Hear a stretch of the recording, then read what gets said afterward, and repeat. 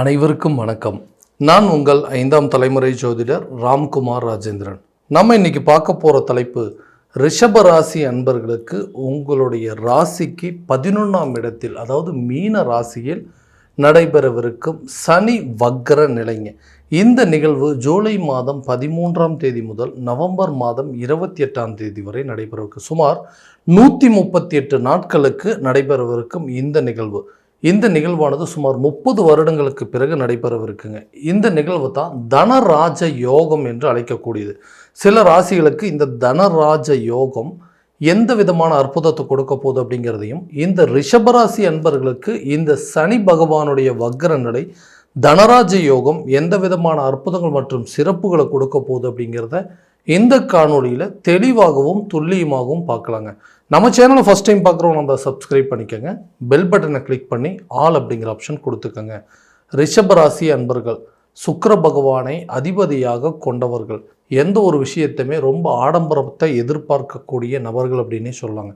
தான் யூஸ் பண்ணக்கூடிய சில பொருட்களாக இருக்கட்டும், நம்ம யூஸ் பண்ணக்கூடிய ட்ரெஸ்ஸாக இருக்கட்டும், காஸ்டியூம்ஸாக இருக்கட்டும், எதுவாக இருக்கட்டும், மற்றவங்களை காட்டிலும் கம்பேர் பண்ணும்போது நம்ம தனியாக தெரியணும் அப்படின்னு நினைக்கக்கூடியவர்கள், ஆடம்பர விரும்பிகள் அப்படின்னே சொல்லலாங்க.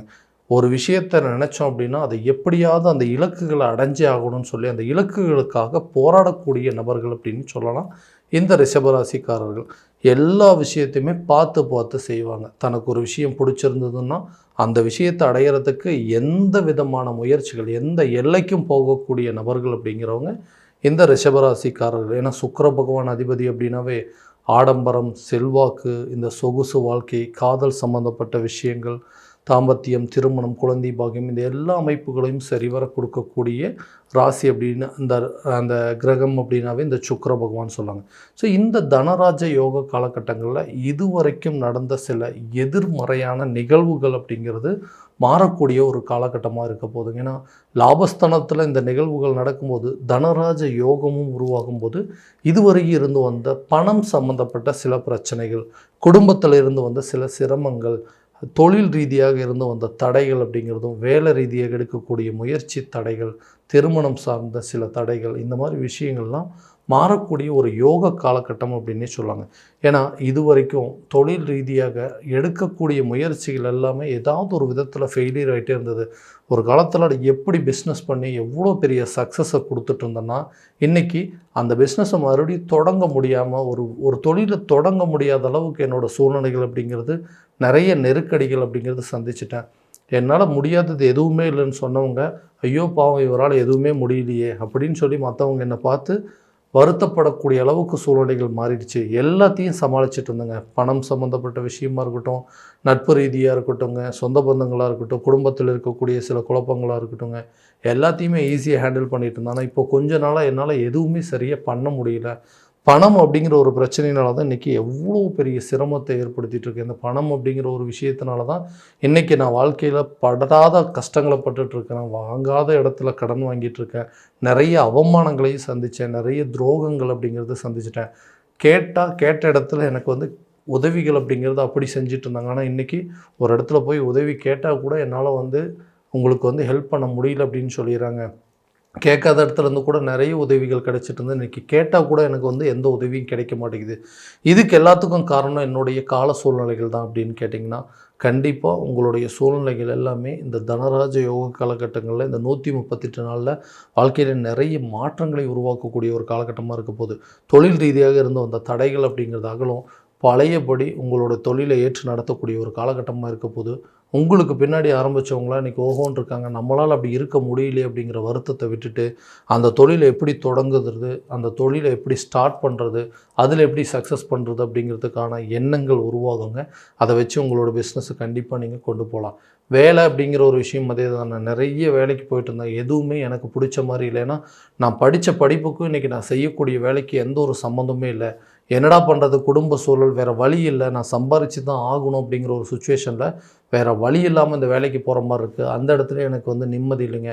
வேலை செய்கிற இடத்துல தேவையில்லாத குழப்பங்கள், கூட ஒர்க் பண்ணுறவங்க கூட தேவையில்லாத மன கஷ்டங்கள், எனக்கு மேலே இருக்கக்கூடிய உயர் அதிகாரிகளால் சில தேவையற்ற ப்ரெஷர் அப்படிங்கிறது வரக்கூடிய நிலை, இது எல்லாத்தையும் பார்த்துட்டு பேசாமல் இந்த வேலையை விட்டுட்டு வெளியே போயிடலாமா அப்படின்னு கூட நினச்சிட்ருக்கேன். ஆனால் எனக்கு பிடிச்ச மாதிரி ஒரு வேலை கிடைக்க மாட்டேங்குது. நானும் போகலாம் அப்படின்னு தான் நினைக்கிறேங்க. ஆனால் இருக்கிற வேலையை விட்டுட்டோம்னா அடுத்த வேலைக்கு போகும்போது கடைசியில் அதுவும் நமக்கு சிரமம் ஆயிடுச்சுன்னா இந்த இருக்கிற வேலையும் போயிருமே அப்படிங்கிறதுனால சில நேரத்தில் இந்த வேலையை விட்டுட்டு போக முடியாத ஒரு நிலைக்கு தள்ளப்பட்டுட்டேன். எனக்கு புதிய வேலை வாய்ப்புகள் அப்படிங்கிறது கிடைக்குமா, நான் நினச்சபடி நான் விருப்பப்பட்ட துறையில் வந்து சேர்ந்து அந்த துறையில் வந்து சாதிக்க முடியுமா அப்படின்னு கேட்டிங்கன்னா இந்த முயற்சிகள் இந்த காலகட்டங்களில் கண்டிப்பாக உங்களுக்கு ஒரு நல்ல பலன் அப்படிங்கிறது கொடுக்குங்க. நீங்கள் செய்யக்கூடிய வேலைகளில் உங்களுக்கு கண்டிப்பாக உங்கள் உழைப்புக்கேற்ற ஊதியம் அப்படிங்கிறது கிடைக்கும்.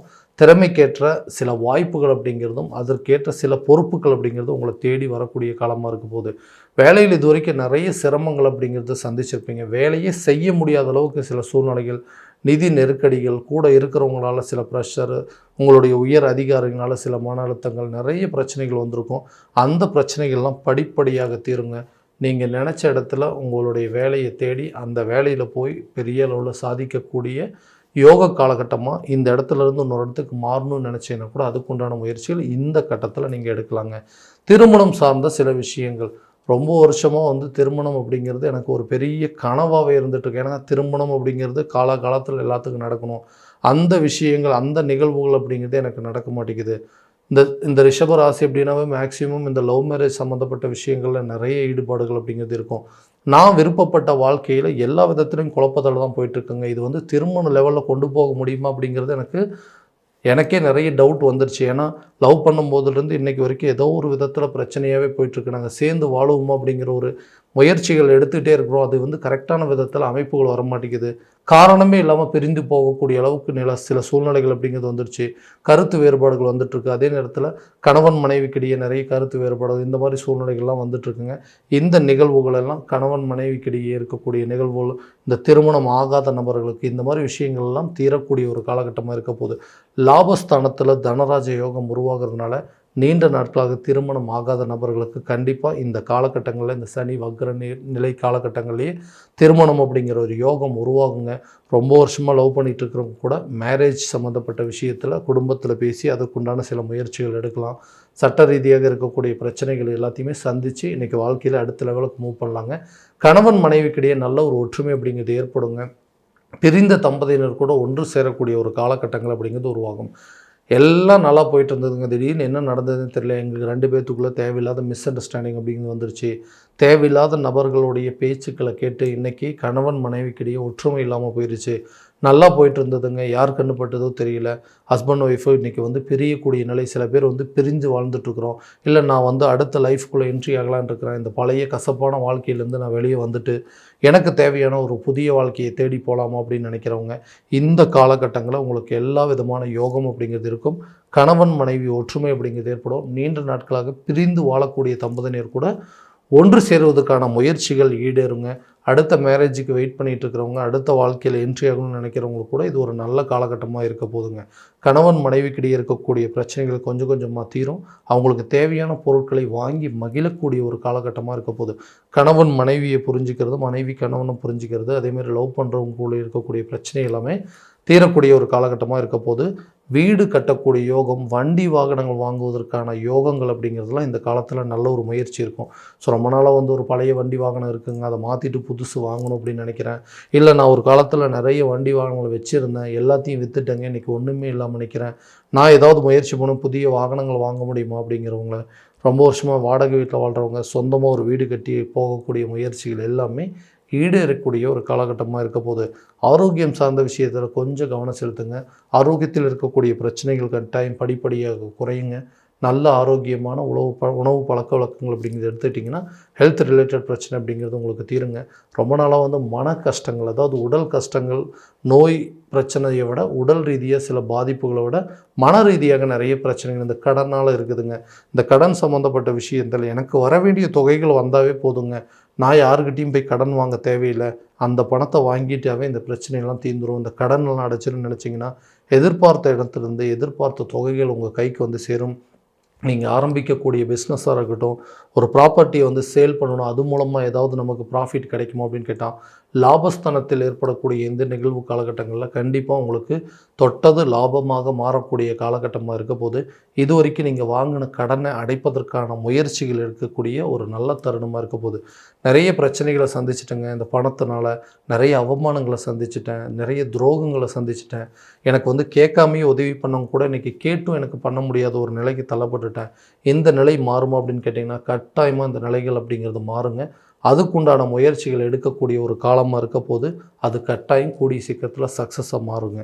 கல்வி சம்மந்தப்பட்ட விஷயங்கள், கல்வி சம்மந்தப்பட்ட ஒரு யோகங்கள் இது வரைக்கும் வந்து ஹையர் ஸ்டடீஸ் முடித்தவங்களுக்கு கேம்பஸ் மூலமாக சில வேலை வாய்ப்புகள் அப்படிங்கிறதும், இதில் படிப்பு முடிச்சுட்டு வெளியே வந்த உடனே அந்த துறையில் தகுந்த வேலை கிடைப்பதற்கான யோகங்கள் ஏற்படக்கூடிய தருணமாக இருக்க போதுங்க. கல்வி சம்மந்தப்பட்ட முன்னேற்றங்கள் நல்ல ஒரு வாய்ப்பு அப்படிங்கிறது இருக்கும். நீங்கள் எதிர்பார்த்த இடத்துலேருந்து எதிர்பார்த்தபடி உங்களுக்கு வரக்கூடிய ரிசல்ட் அப்படிங்கிறது கண்டிப்பாக நல்ல பலன் கொடுக்க போகுது. அரசு சம்மந்தப்பட்ட எக்ஸாம்ஸ், கவர்மெண்ட் ரிலேட்டடாக எக்ஸாம் எழுதுனவங்களுக்கு கூட இந்த சனி வக்ர நிவர்த்தி காலகட்டங்களில் நிச்சயமாக அரசு சம்மந்தப்பட்ட துறையில் வேலை கிடைப்பதற்கான சில யோகங்கள் அப்படிங்கிறது நிச்சயமாக இருக்க போதுங்க.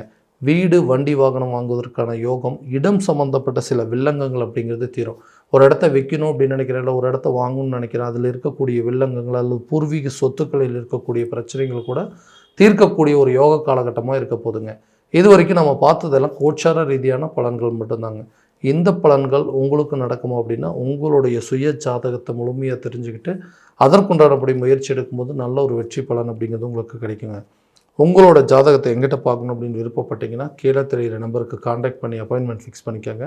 அப்படி இல்லையா உங்களோட ஜாதகத்தை வாட்ஸ்அப் மூலமாக அனுப்பிச்சு வச்சிங்க அப்படின்னா, தெளிவான முறையில் கணிச்சு துல்லியமான பலன்கள் அப்படிங்கிறது உங்களுக்கு தெரியப்படுத்தப்படுங்க. மீண்டும் அடுத்த காணொளியில் உங்களை சந்திக்கும் வரை உங்களிடமிருந்து விடைபெறுவது உங்கள் ராம்குமார் ராஜேந்திரன். நன்றி.